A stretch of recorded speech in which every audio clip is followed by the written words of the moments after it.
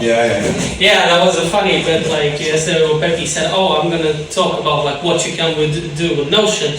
I was like, "Oh, well, I will talk more about how you do it." And then I was like, "How do I name this thing?" How to do stuff in Notion. So not too original. So that, as I said, will be probably the thing I will be talking about. So, pardon, English not my first language, but I'll try. So, what do I mean by how to do stuff? I'm not going to show you technically how to play with databases and so on. That will be boring. What I want to talk about are some common practices that I believe are not that widely used and a bit counterintuitive even. But nonetheless, I think those are very useful. So I'm going to start with a phrase that is attributed to one former Secretary General of a country I was born in, the USSR. He wasn't a good guy, but apparently, according to the internet, what he said was, quantity, given it's large enough, is a quality in itself. So what did he mean by that? Or someone on the internet claiming it was him. So what that means is, even if you haven't got the tools that are necessarily fit to achieve your goals, if you throw enough stuff, people, stuff, resources at it, you can still achieve it, just by sheer numbers. And to be honest, I think it is true. I do think that quantity can be a quality in itself.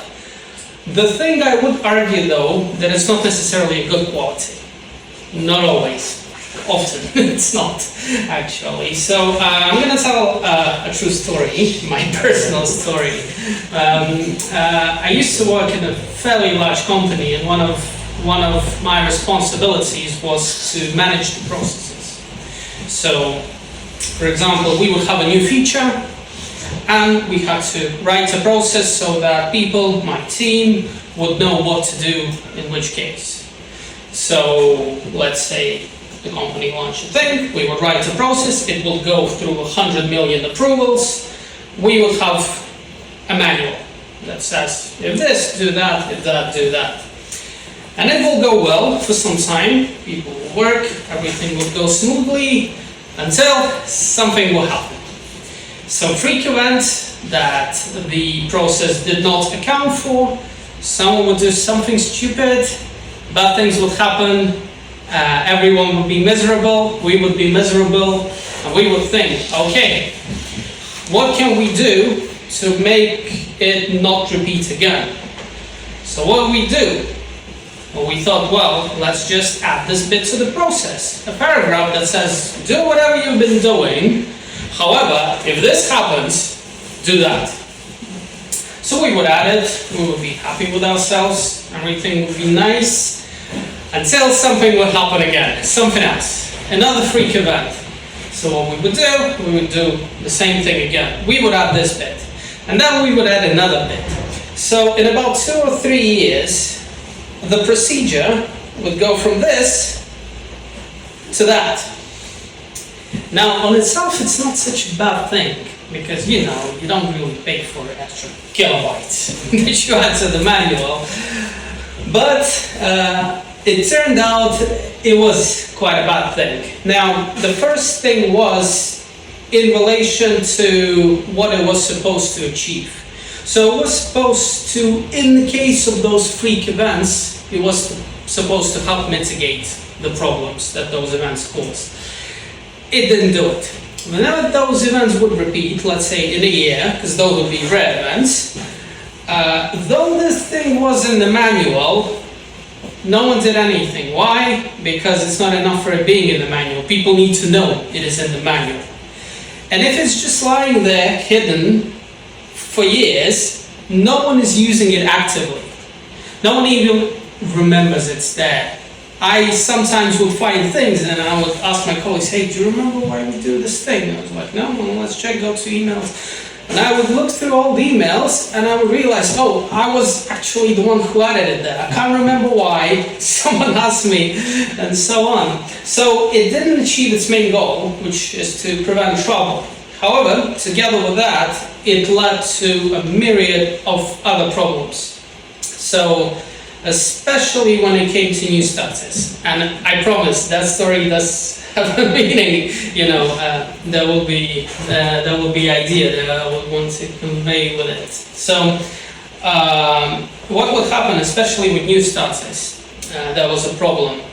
That we've noticed that over time, the new starters especially started working worse and worse. The productivity fell.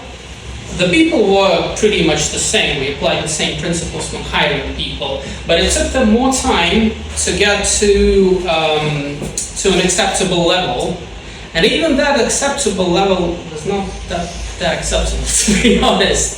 So, and then we figured out what would happen. So what would happen is, and why it affected new starters specifically, is because if you're experienced, you actually know what's important and what's not. You know that this thing, I use it every day, I know this thing by heart, I do this thing well. This stuff, really, it's a rare occurrence, I wouldn't, pay too much my attention there. For a new starter, everything is important. They don't know what's more important and what's not, so they try to memorize everything. So they try to do everything equally well. Obviously they fail, because they're human. Humans, they can't. I wouldn't be able to do it, and I spent like 10 years there. So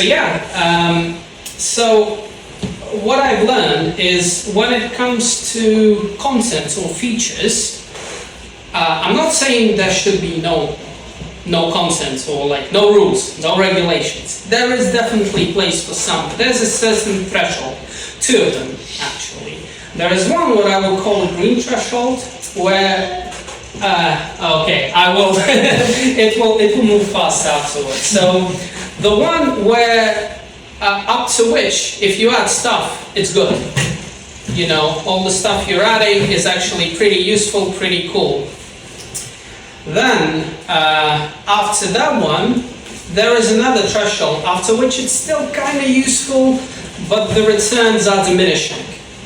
And after that, it reaches a certain point where anything you add on top is not only useless, it actually works, it actually diminishes the quality of the whole thing.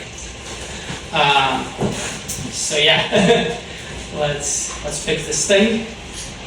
Where's your... Oh, I see. It's somewhere. Yeah. So, one thing I've learned, don't go above the threshold. The other thing is that enough? Well, not really. The other thing is important that the stuff you do leave, you do it well. So, don't chase 25 rabbits, chase one, but do it well. And that is the other thing we did not that much succeed in, because we tried to do a lot. We did not spend enough time on each particular thing, and that thing sometimes was subpar. So, now let's move on. Or will we? We won't. Okay. Now, let's move on to Notion. Notion is great in the sense that there is no prepackaged stuff, like we already heard. It's a blank canvas. You can add as much or as little as is needed. The bad thing is it sometimes takes time to make it good, really good, because there will be small details that are not that obvious at first, but they will be there. So, and I promise, I had no clue Peppy would include that video that was there. And when she said, yeah, pick the best ingredients, make them work well together. That is the goal. So you don't include a lot of features, but all of those features have to be the best. Make them as best as you can, and another thing, make them work together. So even if you have the best chocolate and the best tomatoes, it's not a good idea to mix them together. So make them work well. And when it comes to complexity, there should be complexity, but it should not be experienced by the user. It should run under the hood. Like that example with this dish, with the Italian dish, that only consists of like pasta, tomatoes, basil, some parmesan, and olive oil, obviously, it's Italian. Yeah. So it looks simple. There is no complexity. It takes like 10 minutes to cook. However, all the complexity was in those generations where the recipe was passed, where, you know, the farmers would grow those tomatoes for hundreds of years and so on. That is where the complexity is. All complexity was even before the cook started cooking. So yeah, now let's move on to, I wanted to show an example of what you can achieve when you abide by those principles, what I think we have achieved. So we've made a thing, the most common thing that people make in Notion. So it's personal second rate. That's not the only thing we made, but I'm going to use this one as an example. So the thing we try to do differently from many second grades, because oftentimes when you see second grade, it's kind of like a collection of sticky notes. On that day I do this, on that day I do that. You know, you put in, it's kind of like a diary, but just in the future. So it tells you what I'm going to do at which day, and then I just sign off. When it comes to work, yeah, that's probably useful because you have to do like 1,000 things, and God forbid you forget one of them. When it comes to your personal life, though, reminding you of stuff, it's not that necessary. Like, honestly, do you need a reminder to tell you that on a Saturday you go out for a pint with the lads? You usually remember this stuff anyway. So instead of concentrating on reminding people what to do, we've tried to make a template that will help you plan what you do. So devise a plan and help you stick to the plan that can potentially change your life, or at least make it richer and fuller. So how the way it works is the general methodology rests on, we had like two huge pillars. One is how we've the divisions we put to life. So we divided life in divisions and subdivisions, 3 of them. So going from the broadest to the narrowest. So the broadest division that we did, we call them pages, or you can see them as biomes. So whatever you do would fall into those broad categories. So you have food, you have health and fitness, learning. Non-negotiables is the stuff that you simply have to do. So this has no negotiables. So it's like stuff like you have to go to work, you have to sleep, which takes time. You have to walk your dog, and so on. So there are 10 pages in total. So those are large categories. Then within those, you have a further subdivision, the one we've called blocks.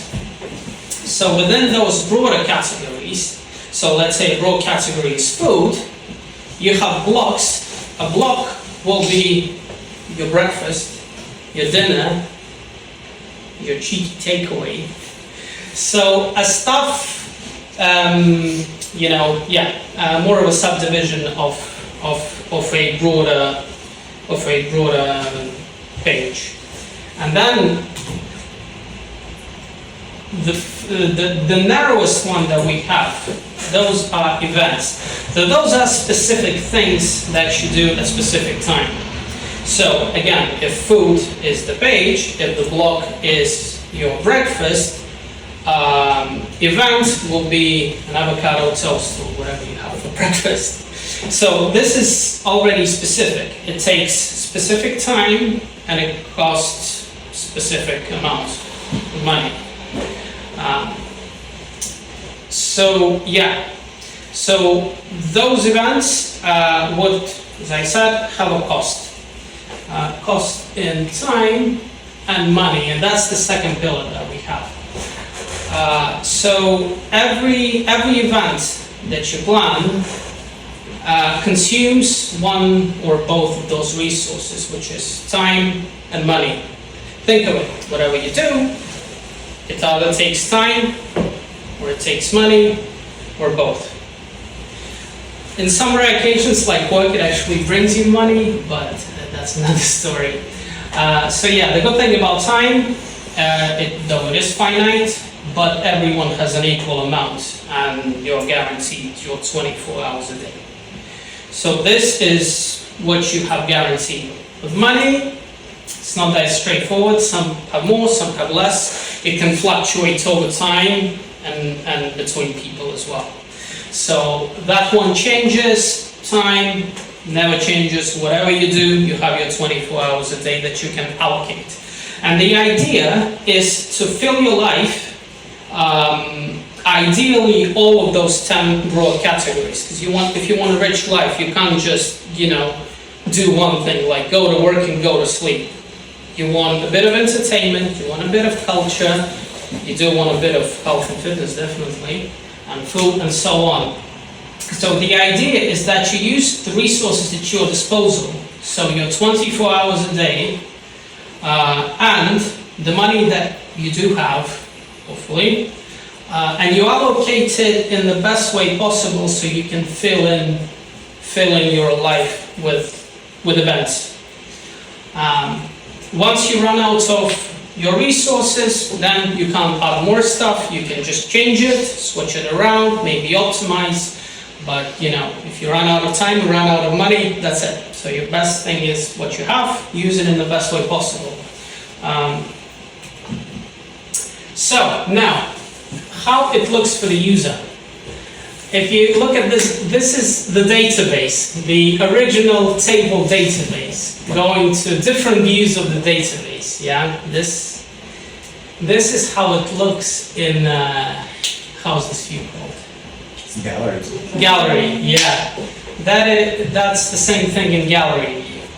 So this is what the user sees. The user doesn't see the initial table database. Well, I mean, the user can see it if they want to, but you have to go to a specific place to see that.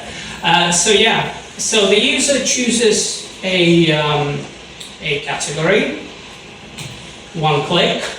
The user creates a block or updates an existing one. That's another click. Third click, the user populates the block with events. So you populate the page with blocks and you populate the block with events. One click. You add an event. There are two types of events. I'm not going to go deep into this. You can use one. They're optional. One click, you create an event. And here, when you do create it, you have to choose. Here you have to choose the starting date, the recurrence. Is it a one-off or does it repeat once a week, maybe twice a week, or maybe once a month? You choose the time of day, that thing is optional. Duration, so this is the first thing I'm talking about. Here you choose how much time it costs. You choose a duration in hours. Because each event will take one of your resources. So now you will have 5 hours less if you choose it. And then the second one, you choose how much it costs. Again, that takes away from the money that you have. That's the cost of your event. And payment frequency, this is for those cases where, let's say a gym, you go there 3 times a week, but you don't pay every time you go there, you pay once a month. So payment frequency is for those cases where you actually pay once a month, but you go 3 times a week. And this is it, this is all you have to fill in. So you put three times, you press a button, you don't move anything. You just click a button, you fill in this bit, and you can toggle tracking. So you can, if you enable tracking, this is for those events that you want to track, in the sense that you want to know how well you're doing, how consistent you are. You can enable it or disable it on any event, because for most you don't need it. You don't need to track, your breakfast or whatever. You don't need to track whether I've slept today or not. So you want to use it for those events, like for example, if you go running, that's what you want to track. You don't want to skip that, ideally. Okay. In terms of the user input, the last thing the user can do is each event, or the entire block, has has a thing called like a menu, where action menu, where you can mark it. If you track it, for example, you press complete it. If it's a recurring event, it will create a log entry that you've done it. If it's a one-off, you press complete it, you're not going to see it again because you don't want compiling left. You can suspend it, put on hold, or you can cancel it entirely again. So it is removed from what you see, because you don't want to see your past events and you don't want to spend time moving all this stuff around. So one button. In terms of the input from the user, this is it. That's all you asked from the user. Click one time here, click one time here to create a block. Populate the block with events, one click. Well, here it's a bit more than one click, you have to enter stuff here. But that's about it. That's all that is asked from the user, not much. Now, what does the user get? I mean, how it helps to even change your life, maybe. What you get after those couple of clicks once you've populated everything. Now, one thing you have is on each page related to each category, you will have a list of all your active blocks or suspended blocks. With this thing is interactive, by the way. This is kind of, well, it's not interactive, but it's dynamic. So depending on the importance of the thing, it will change. So sometimes it will show you upcoming events. Sometimes it will show past notable events. It depends. I'm not going to go deep into the system, but this thing is dynamic. Now, the other thing it will show you is the amount of time and cash each event takes within the next 30 days. So, for example, let's say work. You know that the work will take 178.5 hours. And here, visually, you will see how much of all of your time is taken by work. Sleep, about the same, so 8 hours of sleep. That's a third of your life. As you can see, or at least a third of your life within the next 30 days. So you have that with time, and you have that with money. 2 resources that you allocate. And it shows you how much of those resources are allocated. This is a log, so whenever you track something, when you click complete it creates a log entry automatically. All you have to do is one click, you don't have to fill in this stuff. It gets filled in. Now, it also shows you the archive. So let's say you took a trip somewhere, you've pressed complete, it was a one-off event, so it's not recurring. It will disappear, but you can still save it. It's still going to be saved in the archive, so you can see what you've done this year, for example, or last year. The calorie tracking, that's a cool feature. It's only for food, so you won't have it in any other pages. That's just food exclusive. For health conscious types, you can see all your individual meals, how much a single meal is in calories, of the recommended level, which is a median between male and female recommended levels. So like stuff in the middle, and in 30 days total, because if you have a burger, well, that's bad. If you have a burger like once a month, it's not that bad.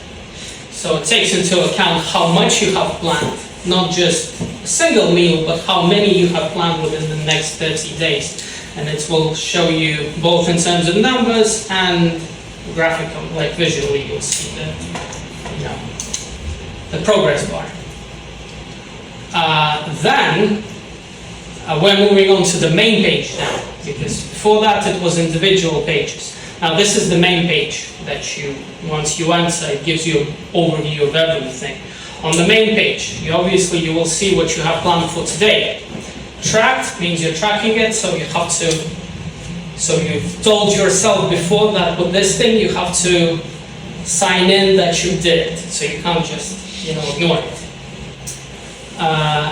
Now for those tracked events, you will see how well you're doing. So again, this is dynamic, so if an event is once a month, it will show you how well you've been doing in the last 12 months. If it's every day, it will show you how well you've been doing the last 30 days. So, you know, how much you've been skipping. If it's, let's say, if it's once a week, it takes 3 months. So that's dynamic. You don't have to set this thing, it's already set. Now, another thing, a calendar, which was a calendar before a calendar was available. That you'll see what you've planned this week, next week, and 3 weeks up front. Everything together, so you have like a clear overview. This is the coolest thing, I think. So this is the stuff that helps you with time, to see how much time you have available, which was the main goal, to help you plan. So, for example, you're like, well, can I add something else? And you open it up, and you see, well, I mean, weekdays are pretty packed. You know, yeah, you have 2 or 3 hours, but like, you know, you want some rest time. But then you can see, oh, on a Saturday, I actually only have 10 and a half hours busy. So I can, you know, I can start learning Python every Saturday, because I see straight away I have lots of time, lots of free time there, where I can squeeze another event and enrich my life by squeezing that event. So, you know, or you can just Saturday, I mean, you can go out with your mates. Set that. So this is when it comes to time, and the same thing but with money. That shows you how much, so your main job, which is a salary, that's the only plus. Where you have the only plus, everything else takes money. So you will see this is all your recurring payments. Again, this is dynamic. If you're paying once, it shows you how much you pay within the month, but if you're paying once a year, it will divide it by 12. That's smart. So yeah, it shows you within the month, this is how much you get, this is how much you're paying for all your recurring payments, and then it shows you how much you have left. And with what you have left, you can either add another recurring payment, so you've taken on something else, you thought, oh, well, I have some spare money, and I have some spare time, why don't I spend it on a particular thing? And you add this thing to your life. And those are one-off payments that you have planned for a month, because if you already spent all your excess cash on salmon fillet, well, you won't have much left. Yeah, and this is it. So all that stuff that you see, that you can use, it's all done with several clicks. The user doesn't have to enter a lot. Just a couple of things, you don't have to move stuff. A few buttons, and then it just works. So now, those were the principles. So it's easy for the user, a couple of clicks, and it's simple. So what is the price for that simplicity? That is the price of simplicity. That is from the actual database. This is just one formula. I believe that one counts the amount of instances within the next 30 days. That one has references to other properties that are also formulas like this. So going back to what I've said, it looks simple, like that dish, but it had hundreds of years of history, experimenting, adjusting to achieve that. You know, under the hood, it's not that simple. And yeah, so in the end, to wrap it up, a couple of rules that I believe would help you if you create something in Notion for you or for others. One, do less, do better. Don't try to pack it with features and options. But the ones you do, leave. Think of everything. Don't be afraid to limit them in the sense that sometimes, well, what if the user wants that and doesn't get it? Well, the answer is not the end of the world. If you don't have something in a specific time, it's much more productive if you just let it go and say, well, okay, then you add those features that, yes, in this particular moment it might be useful, but all other time it will actually be detrimental to everything else. So sometimes you just have to let it go. You just have to say sometimes things will go bad and that is fine. Or in this case, sometimes there will be no option to do this. If it's an option that people rarely use, it's not a huge problem. Minimize user input. So as much as possible, don't ask user to move stuff. If it's possible, do a button, do automations, do formulas, whatever can reduce the amount of stuff the user has to do it. Foolproofing. Yeah, again, when you leave some stuff, what I found is that you often think people will do the obvious thing. No. People sometimes, do unorthodox things, and the stuff you have left, you have to account for that. So think of all the ways it can go wrong and try to prevent that. And then finally, don't let initial limitations put you off. Notion, it is improving all the time, but there is still some stuff missing. I've heard now. We do have recurrence. It wasn't there for a long time. This thing was done without recurrence, but it did have recurrence. So what I'm saying, if you don't see a function in Notion that you want, it doesn't mean you can't do it. It just means you will have to find time how to do it. And sometimes it does take time, but it is possible. So pretty much anything is possible in Notion.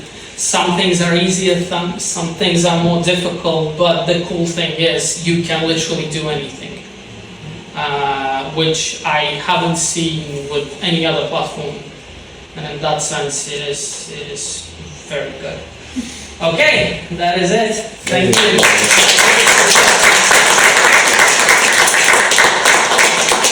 I'm going to ask you, any questions? Quick question for me. The stereo database function that you briefly scared answers off with, was that created by Notion under the hood, or was that something No, that was you had to something create for it? Yes, sadly that was me. Yeah, the formula, I wrote the formula, and it took me some time to, because it has variables as well. So if I wouldn't use variables, it would have been even worse. They've added, actually the variable function was added to Notion I think a year ago. Before that, people would have, you can't even use a variable to substitute for a function. You had to write like the whole thing. But to balance that, Notion is rich in functionality already. That's kind of an extreme niche case, I guess, to make things work the way you specifically want. And yes, because I wanted a specific thing, which wasn't in Notion. So I wanted recurrence to work with this specific thing. I wanted a calendar to work properly, which wasn't there. And there were workarounds on YouTube how to make it work, but I didn't like them because it required the user to do other thing. I wanted it to just work, so that people don't have to click or move or anything. So that's how I had to write this thing. But apparently now many of those things are being improved, and some functions that many people had to scratch their heads and find those, wacky formulas. Now they're actually adding the stuff. They're constantly improving. So, yeah. Thank you. Do you use this? Yeah. Yeah, I do. That's real data? No. Huh? That's already real data. What's Skyrim? Oh no, that's an example. You know it's Skyrim. No, it's Skyrim. No, I know.